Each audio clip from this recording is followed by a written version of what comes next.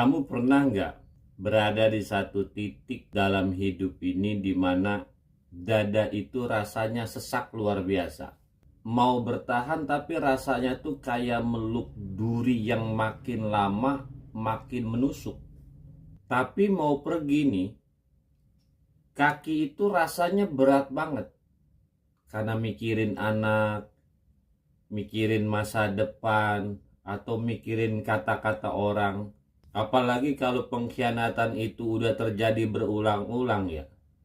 Sekali ini kita maafkan, dia janji manis, berapa bulan kemudian terulang lagi kejadian sama dengan pola yang sama. Kan makin hancur tuh hati ya. Tapi kamu tuh tetap bertahan di rumah sambil pura-pura bahagia, pura-pura tersenyum di depan anak. Pernah nggak kamu mengalami fase seperti ini? Bertahan sakit, pergi pun sulit. Nah, hari ini kita tidak akan menghakimi keputusan itu. Kita tidak akan dengan gampang bilang, "Alah, tinggalkan saja orang seperti itu." Atau, "Ya udah sabarin aja, terus aja bertahan." Kita hari ini mau bedah dilema berat ini dengan dingin, dengan jernih, dan dengan bijak. Tarik napas dalam-dalam, siapkan teh hangatnya. Kita ngobrol hari ini dari hati ke hati.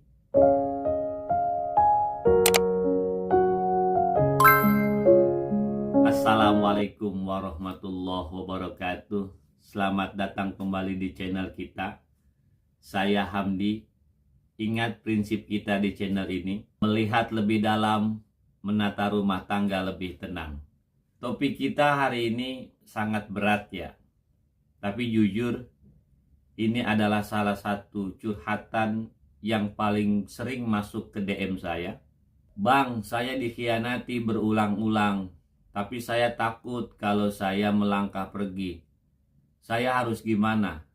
Nah, hari ini kita akan kupas dengan 3 kacamata. Yang pertama, kita akan lihat dengan pendekatan iceberg. Kenapa pasangan kita mengulangi kesalahan yang sama dan kenapa kita sendiri terjebak dalam dilema ini. Yang kedua, kita akan lihat dengan pendekatan stoik. Bagaimana menjaga keutuhan jiwa dan emosi agar tidak hancur di tengah badai. Dan pendekatan yang ketiga, tuntunan Islam. Apa sih batas antara sabar yang diridhoi oleh Allah dengan menjolimi diri sendiri? Kita mulai pembahasannya.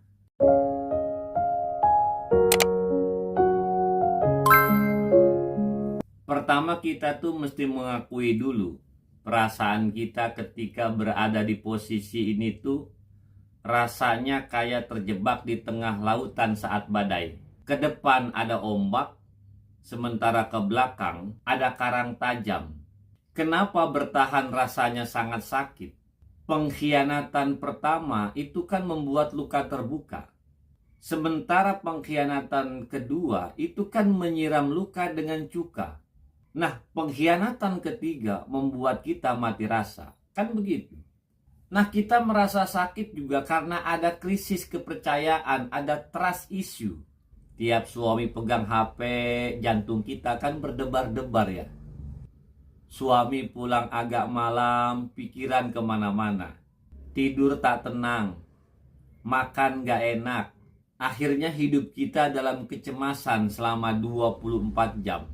Jadi kita itu kayak tinggal di rumah yang atapnya bocor parah. Kita tambal pakai lakban, bocor lagi. Lama-lama capek kan? Capek sendiri. Akhirnya kita megangin ember. Tiap hujan megangin ember. Tiap hujan kita tadangin pakai ember. Lelah kita. Terus kenapa pergi pun rasanya sulit ya? Ya harus kita akui bahwa ada ikatan finansial dan ketergantungan. Banyak yang memang tidak punya pengalaman kerja. Banyak yang tidak punya kompetensi. Akhirnya kan bingung. Kalau gua pergi, anak-anak makan apa? Kan begitu tuh. Kalau gua pergi, kasihan anak-anak, gua nggak tega nanti tumbuh tanpa ayahnya. Ada ketakutan-ketakutan. Belum lagi ada tekanan sosial, ada stigma buruk di masyarakat, takut dibilang janda, takut mengecewakan orang tua, atau takut dihakimi keluarga besar. Belum lagi ada harapan palsu di dalam diri kita, hope trap. Masih ada sedikit harapan dari hati kecil, siapa tahu besok pasangan saya berubah. Lalu bagaimana melihat problem ini? Kita lihat sekarang dengan pendekatan iceberg ya. Apa sih sebenarnya yang terjadi di bawah permukaan air itu? Pertama yang mesti kita pahami bahwa pengkhianatan berulang itu bukan khilaf tapi pola. Kalau kamu nih salah jalan, sekali salah jalan, okelah itu namanya khilaf. Tapi kalau tiap hari lewat jalan yang sama, tapi kemudian setiap itu juga salah, itu bukan khilaf. Itu namanya keputusan.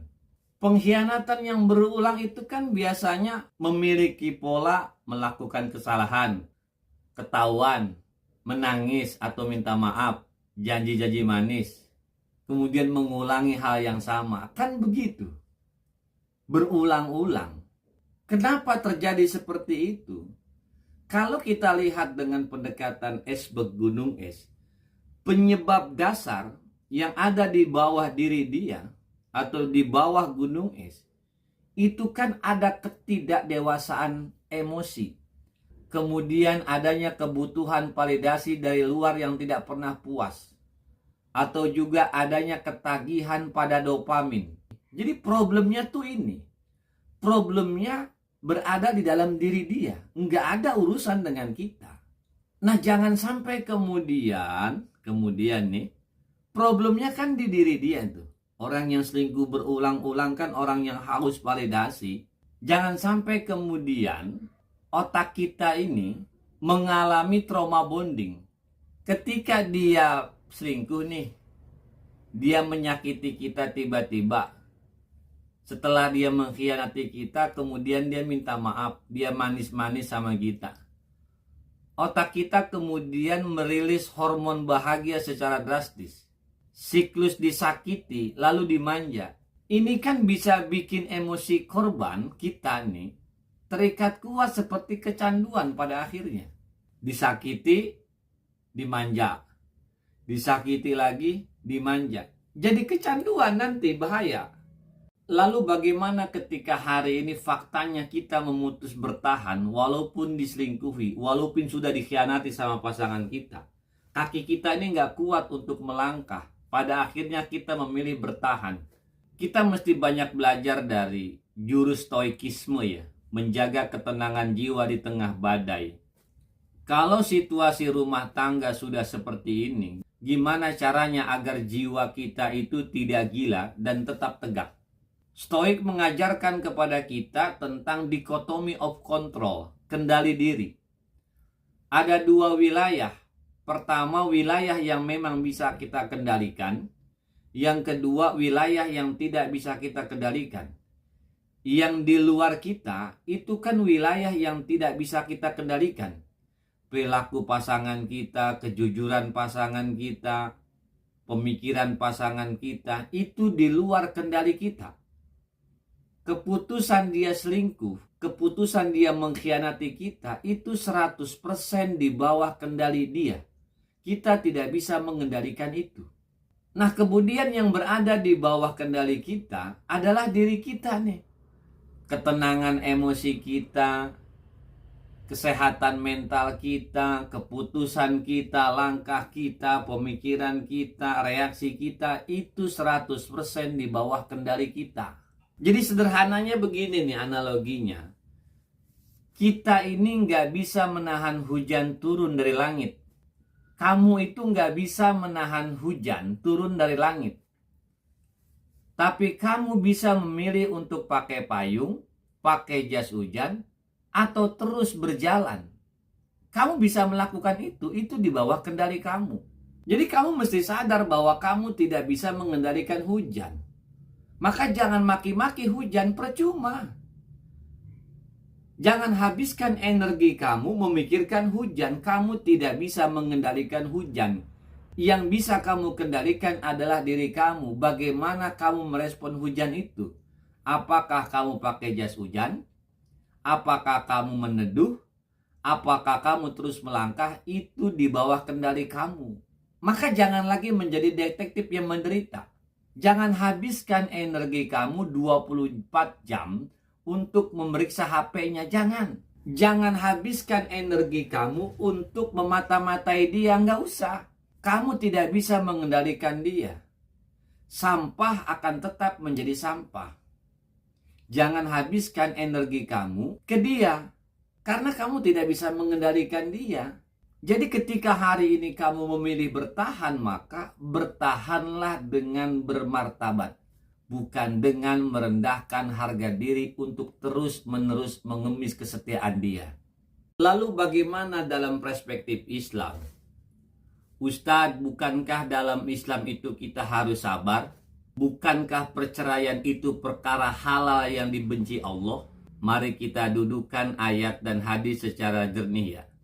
Jangan sampai agama dijadikan alat untuk melanggengkan kejoliman. Kita luruskan makna sabar dalam Islam.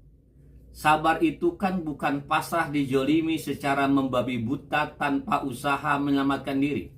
Allah menjelaskan di dalam surah Al-Baqarah ayat 195. Dan janganlah kamu menjatuhkan dirimu sendiri ke dalam kebinasaan. Bertahan dalam pernikahan yang merusak mental, agama, dan fisik secara terus-menerus tanpa ada ikhtiar perbaikan dari pasangan adalah bentuk membiarkan diri dalam kebinasaan. Kapan kita harus bertahan? Pertama, ketika pasangan kita menunjukkan penyesalan sungguh-sungguh, mau konseling, membuka diri transparan dengan HP-nya, dan ada perbaikan nyata. Dengan begitu kita masih bisa beribadah dengan tenang dan mengasuh anak dengan penuh kasih sayang.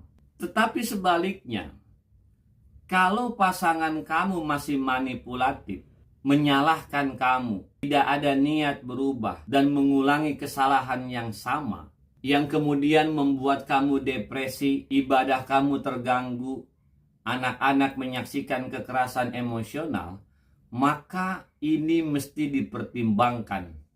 Islam itu agama yang menjunjung tinggi nilai-nilai keadilan. Kalau pasangan kita sudah tidak lagi memberikan nafkah batin berupa rasa aman dan keadilan, serta terus-menerus melakukan dosa besar tanpa bertobat, maka istri memiliki hak syar'i untuk mengajukan gugatan demi menyelamatkan agama dan mentalnya. Buat kamu yang hari ini bertahan sakit pergi pun sulit, 3 langkah praktis yang bisa kamu lakukan mulai hari ini. Pertama, membangun kemandirian. Jika alasan terbesar sulit pergi adalah finansial, mulailah belajar keterampilan baru atau menabung sedikit demi sedikit. Kemandirian akan memberikan kamu keberanian untuk mengambil keputusan bijak. Yang kedua, buat batasan yang tegas. Jangan terima permintaan maaf hanya di mulut. Minta langkah nyata. Yang ketiga, minta petunjuk lewat istikharah dan mediasi. Jangan mengambil keputusan besar saat emosi memuncak. Salat istikharah dan libatkan penengah dari pihak keluarga yang bijak. Sahabat semua, kebahagiaan dan ketenangan jiwa kita itu berharga. Jangan biarkan siapapun merenggutnya, termasuk orang yang paling kamu cintai sekalipun. Ingat, Allah tidak pernah menuntutmu untuk menanggung beban di luar batas kemampuanmu.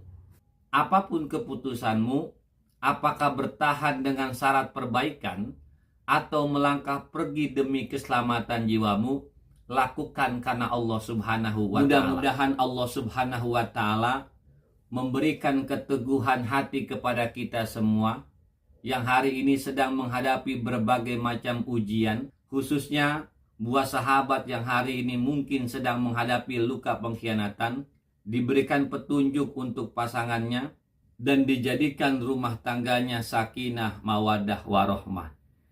Terima kasih sahabat semua sudah menyimak sampai akhir. Jangan lupa like, bagikan video ini kepada teman yang membutuhkan, dan tulis cerita kamu di kolom komentar. Saya Hamdi, melihat lebih dalam, menata rumah tangga lebih tenang. Billahi taufiq wal hidayah. Wassalamualaikum warahmatullahi wabarakatuh.